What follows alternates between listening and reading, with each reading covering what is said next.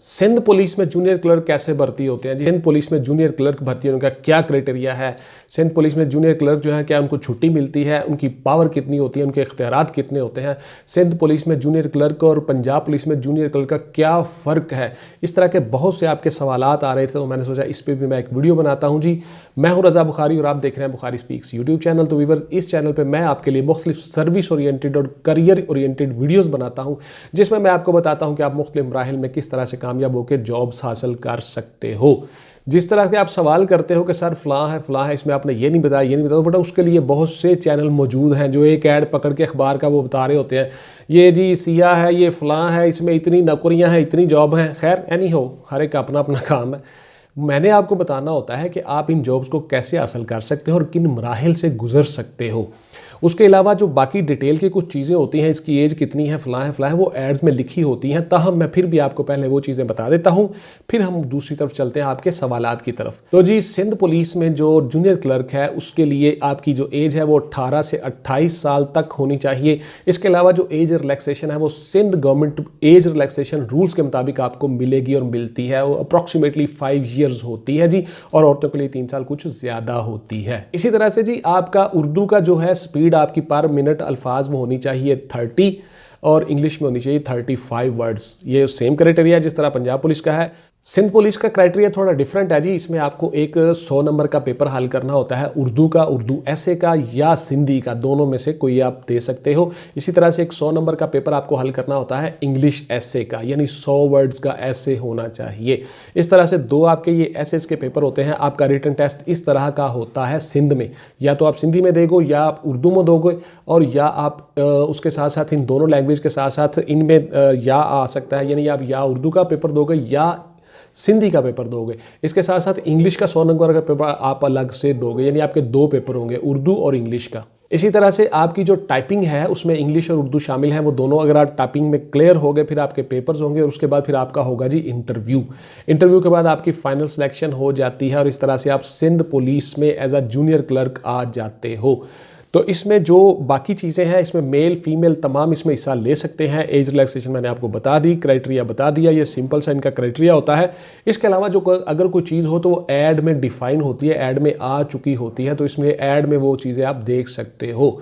आप फिर कमेंट्स में कहते हो कि सर आपने ये नहीं बताया, ये नहीं बताया, तो बेटा ये सारी की सारी चीज़ें आपको ऐड में मिल रही होती है। मैंने आपको गाइड करना होता है कि आप वो जॉब कैसे हासिल कर सकते हो और किन किन मराहिल से गुजर सकते हो और कैसे कामयाब हो सकते हो। तो आते हैं जी अब आपके सवालात की तरफ। तो सबसे पहला सवाल कि क्या छुट्टी मिलती है हमें? बिल्कुल जी, आपको छुट्टी मिलती है जी। जिस तरह रेगुलर डिपार्टमेंट में काम करते हुए आपको बाकी छुट्टियां मिलती हैं, इसमें भी छुट्टी मिलती है।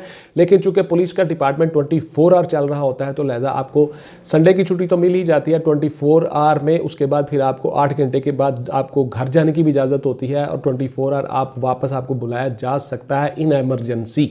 तो इसलिए बाकी डिपार्टमेंट की तरह यहाँ भी छुट्टी मिलती है, कैजुअल लीव भी मिलती है जी आपको। बिल्कुल रुखसत इत्तफाकिया जिसको कहते हैं, वो भी आप अवेल कर सकते हो। इसी तरह लॉन्ग लीव अवेल कर सकते हो। इसी तरह लीव विदाउट पे, आप तमाम लीव जो हैं वो अवेल कर सकते हो, और इस तरह से आप अपनी जॉब कर सकते हो।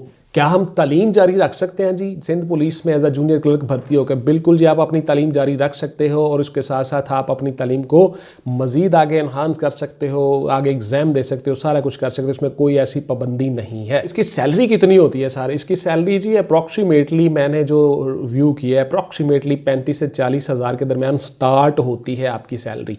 इससे कम भी हो सकती है, ज़्यादा भी हो सकती है। ये आपकी एजुकेशन पर डिपेंड कर रहा होता है। मसलन समटाइम अगर आपने MA किया हुआ है, PhD की हुई, MPhil किया हुआ, तो उसकी तो कुछ इंक्रीमेंट्स ज़्यादा होती हैं बाकियों से।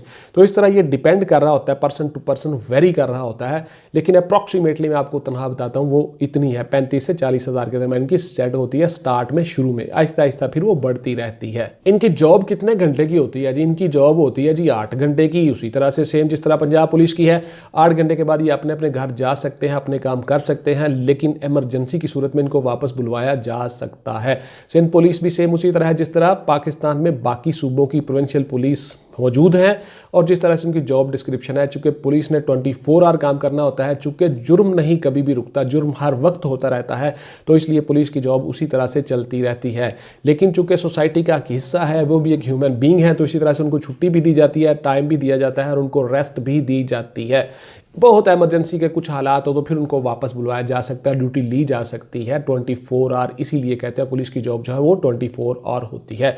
और इसी तरह से बाकी डिपार्टमेंट से कुछ पैसे पे भी ज़्यादा मिलती है, बिकॉज उन्होंने बहुत सा काम करना होता है। महीने में कितनी छुट्टियां मिलती हैं जी? तो महीने में जी देखिए आपकी रेस्ट भी होती है, वीकली रेस्ट अब तो हर वक्त हर जगह ये लो हो गई है, डिपार्टमेंट में हर विंग में तो वीकली रेस्ट भी आपको मिलती है। वैसे महीने में आपकी जो है वो कैजुअल लीव 2 3 4 आप ले सकते हो, आपको कोई भाम नहीं है, कुछ नहीं है।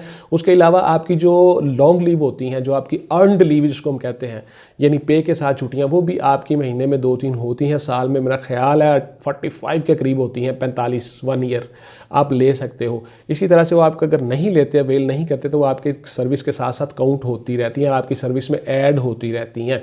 जितने आप सीनियर होते जाते हो उतनी छुट्टियां आपको मिल जाती हैं। लॉन्ग लीव विद पे, अर्नड लीव उसको कहते हैं। फिर उसमें आपका सवाल है जी कौन कौन अप्लाई कर सकता है? तो तमाम लोग भाई जो एलिजिबल हो, उस क्राइटेरिया पे पूरे उतरते हो, जो क्राइटेरिया ऐड में लिखा हुआ है आप सब अप्लाई कर सकते हो अपने अपने मुतलका अजला में, और अपने अपने मुतलका अजला के डोमिसाइल और शनाख्ती कार्ड होल्डर्स वो सारे के सारे अप्लाई कर सकते हो। लेकिन इसके साथ मेडिकल सर्टिफिकेट लगा के भेजना मत भूलिएगा, बिकॉज उसमें MS साहब में हर चीज़ लिखी होती है, मेडिकल स्टूडेंट को साथ लगता है मेडिकल, वो आप भिजवा दीजिएगा। और इसी तरह से जैसे मैंने आपको पंजाब पुलिस वाली वीडियो में बताया था, इसी तरह सिंध पुलिस वाली वीडियो में आपको बता रहा हूं कि आपने बेटा सॉफ्ट कापीज भी भिजवा देनी है, जो नेट से आप डाउनलोड करते हो फॉर्म, उनको फिल करके भिजवाते हो। उसी तरह से आपने हार्ड कापीज भी भिजवा देनी है उसी एड्रेस पे, जिस एड्रेस पे जो उस एड में दिया गया है, उस एड्रेस पे आप भिजवा दो मुकम्मल। वो सारी की सारी कॉपियां साथ लगा के, एक फोटोकॉपी मेडिकल की वहां भी भिजवा के लगा दो, और एक कापी आपके पास होनी चाहिए मेडिकल की भी, और तमाम डॉक्यूमेंट्स की एक कापी साथ लगा दो। वो जितनी एड में चीज़ें लिखी हुई है, रिक्वायरमेंट है, जितनी फोटो हैं, जितने डोमिसाइल, जितने जो भी है,